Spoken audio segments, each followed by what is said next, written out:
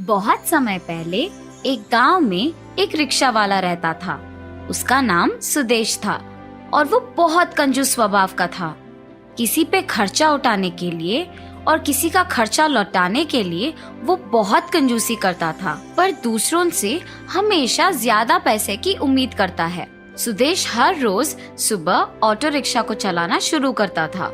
गिराकी के लिए वो गांव के बीच के चौरस्ते पे एक ऑटो स्टैंड में अपने ऑटो के साथ ग्राहकों के लिए इंतजार करता था। आए हुए ग्राहक को अपने रिक्शा में बिठा के उनके चहीते स्थान पर छोड़कर दूरी के अनुसार पैसे लेता था।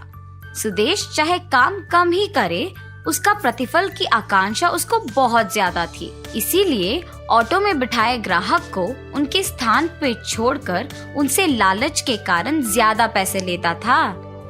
एक दिन ऐसे ही सुदेश ऑटो स्टैंड पे गिराकी के लिए इंतजार कर ही रहा था, जब एक बुजुर्ग आके वहाँ के एक ऑटो ड्राइवर से कहते हैं, बाबू उस चौथे गली तक लेके जाओगे? हाँ जी भाई साहब, आऊंगा। कितना लोगे बाबू? 30 रुपए। अरे इतना? 15 रुपए ही तो है। नहीं नहीं, दाम बढ़ गए भाई साहब। तुम नहीं तो कोई और ही सही, जाओ जाओ। ऐसे कहकर वहाँ से सुदेश के ऑटो के पास आकर उसे पूछते हैं कि चौथे गली के लिए वो कितना लेगा। अरे आप आइए तो सही, आप बस ऑटो में बैठ जाइए, मैं लेके जाता हूँ। और ऐसे सुदेश बिना दाम बताए उस बुजुर्ग को ऑटो में बिठा देता है। मंजिल आने पर जब उस बुजुर्ग ने 15 रुपए दिए तो उसको इनकार करके दूसरे ऑटो ड्राइवर के बताए 30 रुपए के दाम से भी बढ़कर 35 रुपए मांगता है।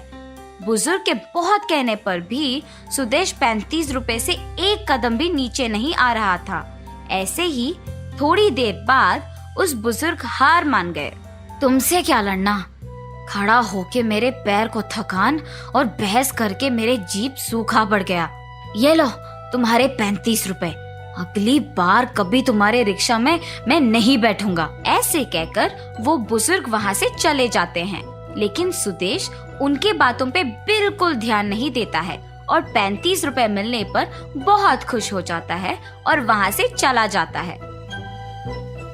ऐसे ही हर रोज ऑटो स्टैंड पे आए हुए ग्राहक सुदेश के कंजूसी स्वभाव से अनजान उसके रिक्शा में बैठ जाते थे और बस उनका जेब खाली होना तो निश्चित ही था। इन सब से अनजान ऑटो स्टैंड के बाकी रिक्शा वाले, अरे सुदेश, क्यों हर रोज कम दाम पे ग्राहकों को बिठा के अपने ऑटो में ले जाते हो?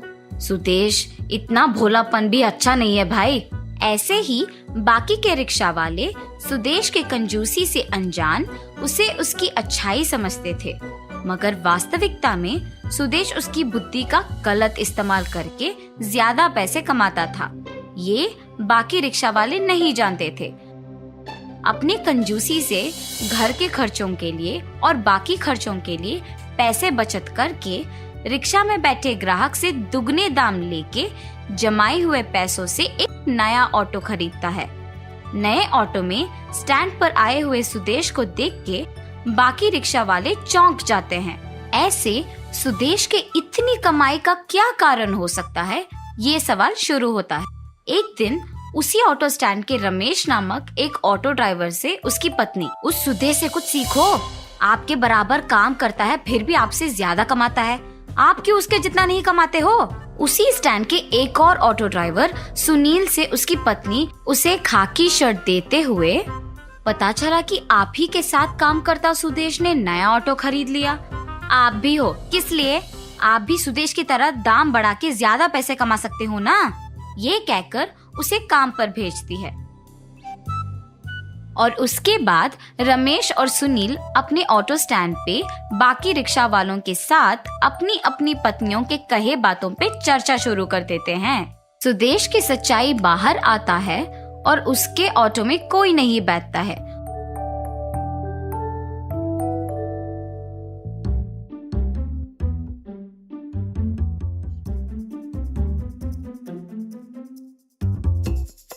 उनको ये जानकर खुशी होती है कि सारे गांव वाले अब से उन्हीं के पास जाएंगे और सुदेश के पास नहीं जाएंगे। जैसे सबने सोचा वैसे ही सुदेश के रिक्शा के पास कोई भी नहीं गया। वहाँ के लोग सारे बाकी रिक्शा में ही जाते थे।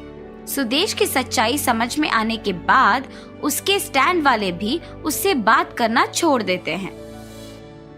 ग्राहक के उसके पास ना आने के कारण उसकी ऐसी स्थिति आ गई थी कि अब उसके पास खर्चों के लिए भी पैसे नहीं थे।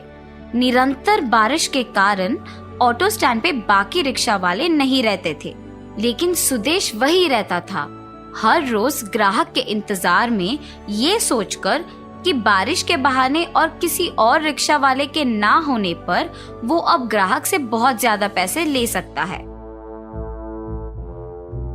लेकिन भारी बारिश में ऑटो चलाने के कारण उसका इंजन खराब हो जाता है और वो अपना ऑटो मैकेनिक को देता है ठीक करवाने के लिए। अपना ऑटो वापस लेने के वक्त पर, हाँ सुदेश, ये लो, हो गया काम, पूरा मिला के 4,000 रुपए है। क्या 4,000? पर तुमने तो कहा कि 1,500 में हो जाएगा। नहीं नहीं, ऑटो में और भी बहुत रिपेयर थे। मैं नहीं दूंगा, मैं भी तुम्हारा ऑटो नहीं दूंगा। पैसे देकर ही तुम इसे यहाँ से ले जाओगे। सबसे तो तुम 3 गुना ज्यादा दाम पे पैसे लेते हो, और जब तुम्हारी बारी आई तो नहीं दोगे। ऐसे सुदेश और मैकेनिक बहस कर ही रहे थे जब उस मैकेनिक के पिता वहाँ आते हैं। सुदेश उन्हें देखकर, आपको मैंने कहीं तो देखा है। एक बार 15 रुपए को जब मैंने चौथे गली में छोड़ने के लिए कहा तो तुमने बाकी लोगों के जैसे 30 भी नहीं बल्कि 35 रुपए लेकर मुझे गली के अंदर, यहाँ शेड के पास भी नहीं बल्कि गली के एकदम शुरुआत में छोड़ दिया। और जब मैंने कहा कि बस 10 ही तो कदम है तो तुमने कहा कि चल के जाओ। याद आया? हाँ हाँ, याद आया। तो तुमने पहचान ही लिया मुझे। तुम्हारे समस्या का हल अब मैं बताता हूँ। सुनो, तुम्हारे कहे 1,500 नहीं और मेरे बेटे के कहे 4,000 भी नहीं। जो भी ऑटो के ठीक करने के खर्चे हैं उसका रसीद लिखेंगे। रामू, जो कुछ भाग भी तुमने खरीदे हैं उसके रसीद इधर दो बेटा। ऐसे कहके सुदेश के आंखों के सामने ही वो बुजुर्ग सारे रसीदों को दिखा के बिल लिखता है और बिल 3,800 का आता है। मेरा बेटा कभी झूठ नहीं बोलता है और ना ही कोई चाल चलाएगा। उसके किया का ही पैसा लेगा वो। उसके कूली के खर्चा 200 मिला के उसने तुम्हें 4,000 बोला था। अब ऐसे ही उस दिन के 35 रुपए का रसीद दे सकते हो तुम? उस बुजुर्ग के पूछे सवाल का सुदेश के पास जवाब नहीं होता है। ग्राहक के तुम्हारे पास ना आने के कारण बारिश में भी ऑटो चलाया तुमने और उसके कारण तुम्हारा ऑटो खराब हो गया। इतने दिन के बचत सारा एक दिन में खर्च हो गया।